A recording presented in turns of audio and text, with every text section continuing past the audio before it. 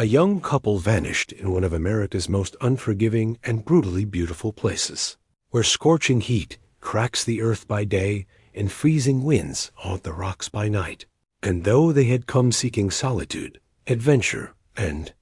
the quiet kind of freedom that only the wild can offer, what they found instead was a test of love at the edge of survival. A journey that began with shared laughter under endless skies and ended with one clinging to life in the shadow of death, whispering promises into the silence where no one was supposed to hear them. It was the final weekend of March, just before Easter in 2022, and the brutal sun of the California-Nevada border had not yet reached its full summer cruelty, making it, in Ethan Miles's eyes, the perfect window for a quiet and cleansing escape into the desert wilderness. Not just a getaway, but a deliberate disappearing act from the noise of the world, from screens and schedules and headlines, from the endless notifications that clawed at their peace. And for Claire Bennett, who had been tethered too long to the monotony of deadlines and the creative drought that had followed a particularly bleak winter, it was more than a trip. It was a chance to remember who she was when everything else fell silent. They had planned the route only loosely, not out of recklessness, but because they both trusted in their experience. Ethan, a 34-year-old former Navy survival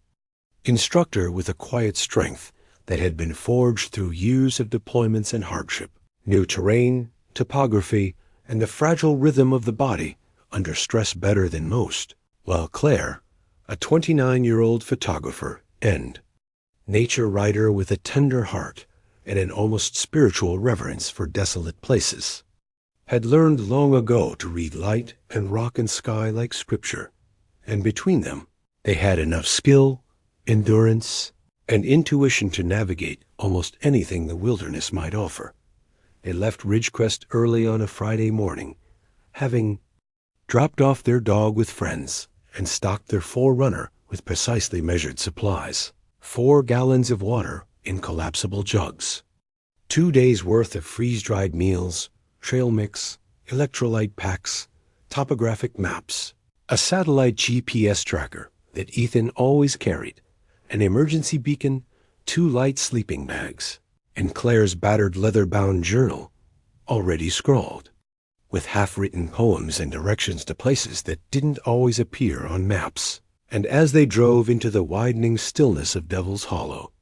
a stretch of high desert just east of the park boundary that remained largely unknown even to most avid hikers, they felt that rare, intoxicating joy of leaving everything behind, a weight lifting from their shoulders with each passing mile of dust and open sky.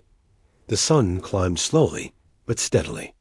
casting long shadows against the rocks, and as they turned onto the ancient, rutted mining road that Ethan had chosen for its seclusion and rumored views of untouched red rock canyons, Claire leaned her head out the window, her eyes half closed, against the wind, trying to catch the scent of creosote and salt in the warming air, while Ethan, ever deliberate, kept one hand steady on the wheel and the other tracing their route across the map folded on his thigh, recalculating elevation gains and likely spring sources, quietly accounting for variables like wind direction, canyon shade, and the unlikely, but not impossible, chance of early heat stroke or equipment failure. They weren't running from life. Not exactly. They were running toward something simpler, quieter, something sacred that only the desert could offer. And even though the road became less of a road and more of a suggestion, weaving through rocks and sagebrush and skeletal trees like the ghost of an old trail, neither of them felt fear or doubt, only that unmistakable hum of shared intention, of being exactly where they were meant to be by the time the desert sun had reached its unforgiving peak on the second day of their journey, with the sky stretched endlessly overhead in a cloudless canvas of searing blue and the heat rising in shimmering waves from the sand-colored earth. Ethan and Claire had already traversed nearly 15 miles of backcountry terrain in their faithful but aging forerunner, moving slowly and deliberately along the old mining route that twisted through the southern arm of Devil's Hollow, a place known for its eerie beauty and absolute silence, the kind of silence that makes every footstep feel louder, every gust of wind feel like a whisper from something ancient and watching, and every decision feel weightier, as if the desert itself demanded reverence from those who dared to enter. The road, if one could still call it that, had become more of a memory, a faint set of tire tracks, half swallowed by time, erosion, and the occasional flash flood that had carved unpredictable gullies across the path, forcing Ethan to maneuver carefully around jagged rock beds and loose gravel ridges, his eyes flicking constantly between the horizon and the instrument panel, aware of the strain on the tires and the growing remoteness of their location, yet oddly reassured by the predictability of the terrain, until, without warning and without even the satisfying crunch of impact, the vehicle shuddered violently to the right as the front passenger tire collapsed, and almost instantly, as if in cruel symmetry, the rear tire followed suit with a guttural hiss and a sickening tilt that pitched the vehicle to one side and brought it to a sudden, irreversible stop. They climbed out into the dry heat, boots crunching against the loose rock, and while Ethan knelt beside the ruined tires with a grim expression and hands already dirty from checking the treads and the spare, which, to their dismay, had already been used and was just as flat as the ones now torn apart by a sharp obsidian shard, Claire stood quietly beside him, scanning the landscape with a growing sense of unease that hadn't been there earlier, noting how the path behind them seemed to vanish into an ocean of gold and rust, and how the space ahead offered no shade, no cover, no sign of help, no movement whatsoever, just the yawning openness of the valley, silent and unfeeling, stretching endlessly toward the low mountains on the horizon. They weren't panicked. Not yet. They were pragmatic, trained, experienced, and as the sun dipped slightly westward and the shadows lengthened across the canyon walls, Ethan spread the map across the hood of the truck and pointed toward a possible solution. A narrow pass marked on the old topographic chart that led, theoretically, to Eagle Watch Station, a long-abandoned fire lookout rumored to still have an access road nearby. More importantly, possibly a functioning spring, and though it would require them to abandon the vehicle and hike nearly 10 miles through uncertain terrain, it was the only viable option, because waiting by the truck for help that might never come was not a risk either of them was willing to take, especially without a working beacon and no cell signal to summon aid that night. Beneath the cold blaze of a desert sky littered with stars, they packed their supplies, redistributed their water, made a plan, and lay side by side on the truck's flat bed in silence, not afraid, but undeniably aware that from this moment forward, the desert was no longer just a place to explore, but a test of will, of endurance, and perhaps of fate itself. Long before the sun began its full ascent over the desert horizon, casting faint lavender light across the ridges and sand-swept plateaus, Ethan and Claire had already begun their hike, their boots crunching softly over loose stone and dust as they moved steadily through the Prairie chill, their breaths shallow but calm, their backpacks snug against their shoulders, the weight carefully balanced and distributed, each step calculated, purposeful, and quietly hopeful, because although the night had been cold and the silence unsettling, they both still believed, even if only in cautious degrees, that they could reach the old fire station marked on Ethan's worn map before the desert heat became unbearable, before dehydration became a real threat, and before the anxiety they were both expertly keeping beneath the surface began to show. The first few miles were surprisingly manageable, with the terrain sloping gently downward into a narrow canyon that wound between layered cliffs of red and yellow sandstone. And Claire found herself awed, even in their predicament, by the strange beauty of the place, the way the light broke over the rock faces in soft golden hues, and the way silence could feel almost holy. Like the canyon itself, was some ancient temple untouched by time, but beauty in the desert, as Ethan often said, could be deceptive. And around the fourth hour of hiking, after the air had begun to warm, and the walls of the canyon had grown taller, tighter, and more vertical, the trail they had followed so confidently began to disappear, swallowed by erosion and natural obstacles that the map had not revealed, leaving them to rely on instinct and judgment rather than clearly defined markers. Ethan, always the leader in unfamiliar terrain, moved first, carefully testing footholds, checking the stability of the path with each cautious step, while Claire followed just a few paces behind, close enough to hear the scuff of his boots on stone and the occasional murmur of his voice as he encouraged her to keep going, to stay focused, to trust the process, until, in a moment that unfolded too quickly to stop, but slowly enough to be burned into memory, one of the narrow ledges Ethan had just begun to cross gave way beneath his weight, the stone crumbling with a dull crack, and with a sudden shout that echoed up through the canyon like a gunshot, he slipped, tumbled, and vanished from view, his body hitting the rock below with a sickening, final thud that made Claire scream his name into the empty air, her voice bouncing helplessly off the canyon walls. Frozen at first, her heart pounding with disbelief and terror, she forced herself to move, to crawl toward the edge where he'd fallen, and when she saw him, twisted, bleeding, and barely conscious but still alive, something in her snapped into motion, into purpose, into determination, and without hesitation, despite the shaking in her hands and the screaming fear in her gut, she began searching for a way down, finding a narrow rock fissure that looked just climbable enough,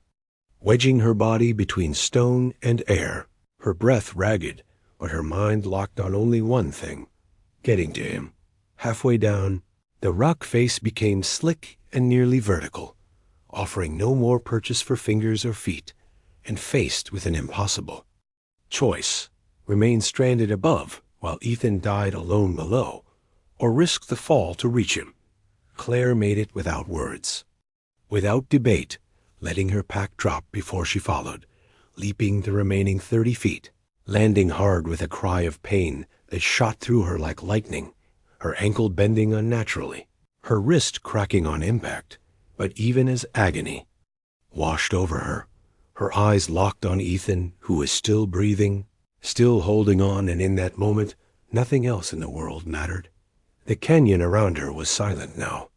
Not the peaceful kind of silence she had felt when they first stepped into the wilderness, but a heavy, suffocating silence, the kind that presses down on your chest and fills your ears with nothing but the sound of your own breathing, your own heartbeat, and the slow ticking of time that has lost all shape or meaning. And as Claire sat there, crouched beside Ethan's lifeless body, her left leg twisted beneath her, her right wrist throbbing with pain, her body shaking from the impact and the grief and the shock of everything that had happened in the space of one irreversible, brutal morning, she realized with chilling clarity that no one knew where she was. No helicopter was coming over the ridge yet, no echo of engines, no voices calling her name, just the canyon, the sky, and the cruel knowledge that the person who always knew what to do next was now lying completely still beside her. But even as the first wave of despair threatened to swallow her whole, Claire forced herself to breathe. One slow, ragged inhale, one trembling exhale, and in that breath she made a decision.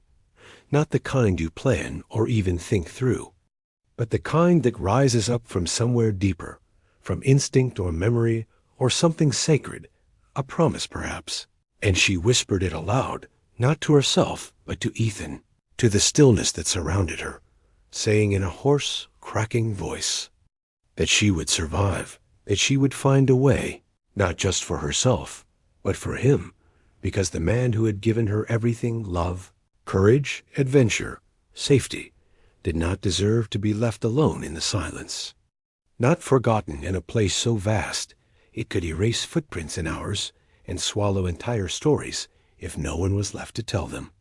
With agonizing effort, she pulled herself beneath a small outcropping of rock for shelter, dragging her broken body, inch by inch, until she found a narrow patch of shade, barely wide enough for her to lie flat. And from that position, she began to assess, not in panic, but with a strange, focused calm that felt borrowed from Ethan himself. She had a half-full hydration bladder, a mylar emergency blanket that she wrapped around her shoulders during the cold nights and tucked loosely over her face in the punishing daylight. A few protein bars from her dropped backpack she'd managed to recover, and by some miracle, a thin trickle of water leaking down the canyon wall just a few feet from where she lay, a spring not marked on any map, but real and flowing, just enough to keep her alive if she rationed carefully and didn't let the pain or the grief unravel her completely. Each day blurred into the next, blistering daylight so intense it felt like the rocks themselves were on fire, nights so cold they bit straight through the foil of her blanket, bringing with them bone-deep shivers that rattled her teeth and clawed at her lungs. And yet, through it all, she talked to herself, whispering fragments of memory, lines from books, promises to Ethan, and most of all mantras she'd once repeated with him during their favorite survival shows, saying again and again with raw, shaking conviction, "I can do hard things. I can do impossible things. I can do this even now." Time had dissolved into something abstract and formless,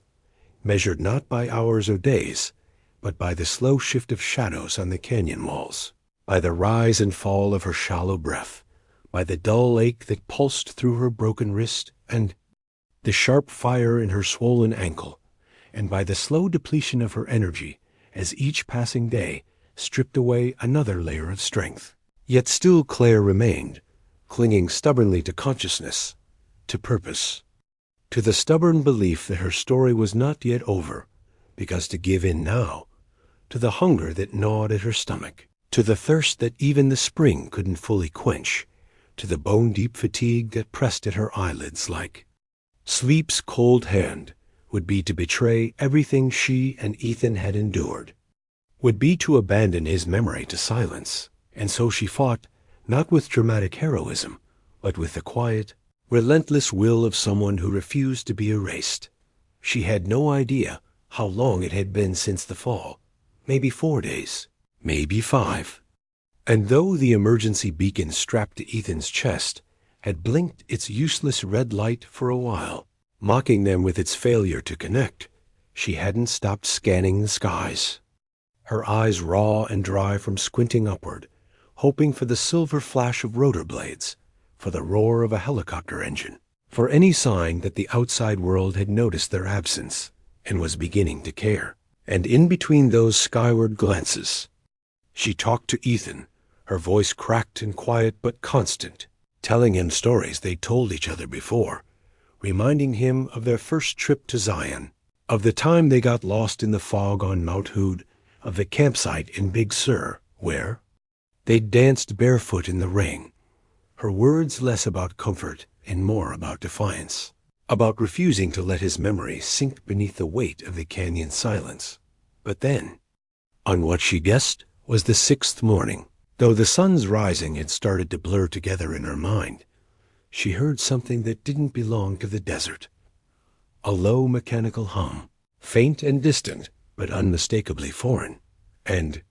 her body jolted with adrenaline, so sudden it made her dizzy, because the sound was real and growing louder, and moving across the ridges above. And even though her throat burned, and her limbs ached, and her vision had started to tunnel at the edges, she grabbed the silver emergency blanket with her good arm, unfurled it with shaking hands, and began to wave it back and forth, slowly at first, and then more desperately, trying to reflect the sun toward the sky, toward the sound, toward the possibility of rescue. Each motion a plea, a scream, a prayer made of aluminum and willpower. And then, just as she thought the sound was fading, as if the aircraft had passed them by, A small black shape curved around the southern cliffs, banking low, tilting toward the canyon's mouth.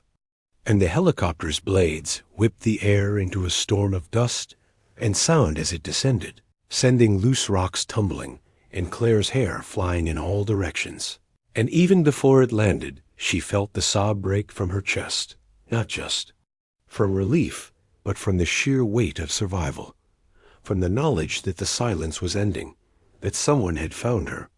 that she would not be one of those desert myths whispered in rescue reports, the woman who disappeared without a trace, because she had made herself visible. She had held on long enough to be seen. They lifted her out with ropes and stretchers, the paramedics moving with careful urgency, asking questions she could barely answer. Her words slurred from dehydration and exhaustion, but she managed to whisper Ethan's name, pointing weakly toward the rock ledge where he still lay, his body wrapped gently in the second blanket she'd kept over him, her last act of love and honor. And though they nodded, though they said they'd send another crew to recover him, Claire gripped the nearest rescuer's arm and made them promise, with her eyes more than her words, that he wouldn't be left behind, that he wouldn't become another nameless soul lost in the folds of the desert. She was airlifted to a hospital near Lone Pine, where doctors worked in quiet awe to treat her fractures and stabilize her condition, murmuring words like miracle and incredible will. But even as they pumped fluids into her veins and wrapped her limbs in white gauze and plaster, her mind remained tethered to the canyon, to the wind and the stone and the silence where Ethan now rested. And for days after, in the quiet hours between surgeries and interviews, she would close her eyes and picture his face in that last golden light, and she would repeat the vow she had made beside him, not just to survive, but to live, to write it all down, to speak it aloud, to turn their pain and their love and the impossible things they endured into something that could echo beyond the canyon walls. Because in the end, survival wasn't just about escaping death. It was about refusing to let silence be the last word. It took weeks before her body began to heal in any meaningful way, before the pain in her bones dulled enough to allow sleep without medication, before her skin stopped peeling from the relentless desert sun, and before her voice returned to something more than a whisper. But the wounds in her spirit, the ones carved not by rock or heat or injury, but by the loss of Ethan, by the memory of the fall, and by the unbearable sound of silence filling the space where his voice used to be, those would take far longer to mend, if they ever truly could. Because even though Claire survived, even though she now walked through clean hospital corridors and sat by sunlit windows with warm tea in her hands, there was a piece of her still lodged in that canyon, still crouched beside him on the stone, still whispering to him in the dark and willing him to breathe. People called her brave, called her a miracle, a fighter, a symbol of resilience. And though she accepted their words with polite nods and practiced smiles, inside she struggled with a strange guilt, a guilt that didn't come from survival itself,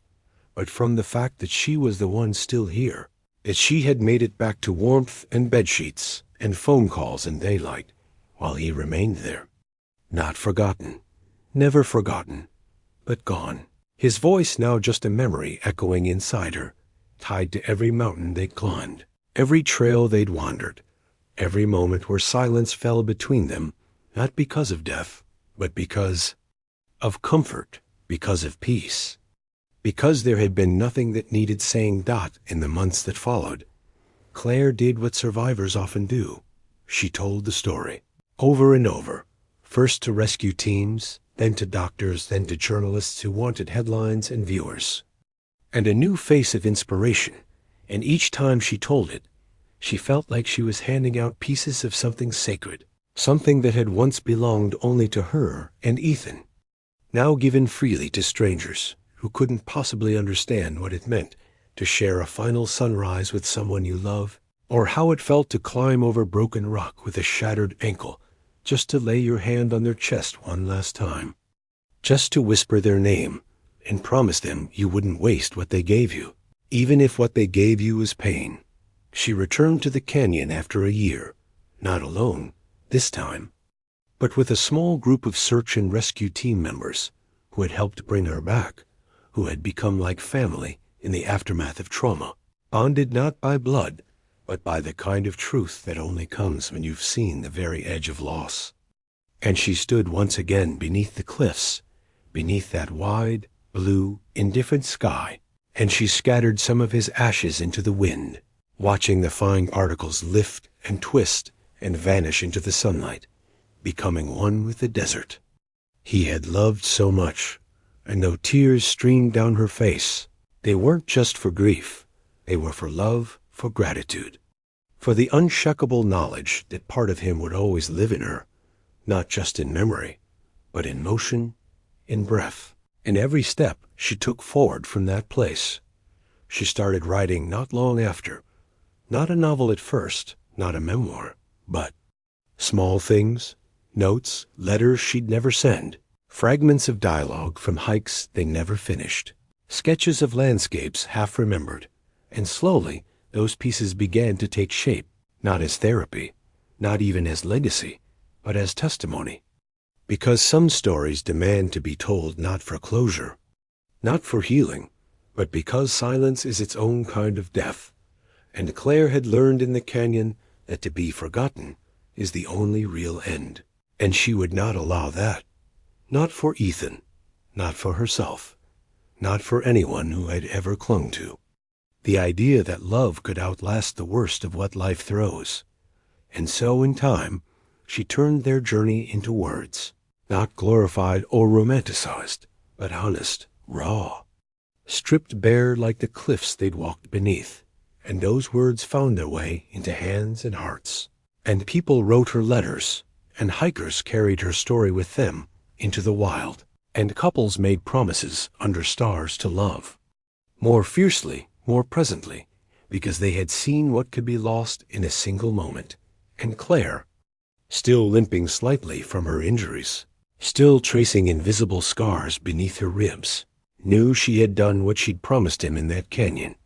She had survived, yes, but more than that, she had lived, and that, in the end, was what he would have wanted most, because love, when true, does not end at the edge of death. It becomes something else entirely.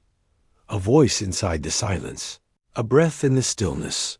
a memory that doesn't fade, but walks beside you into every tomorrow.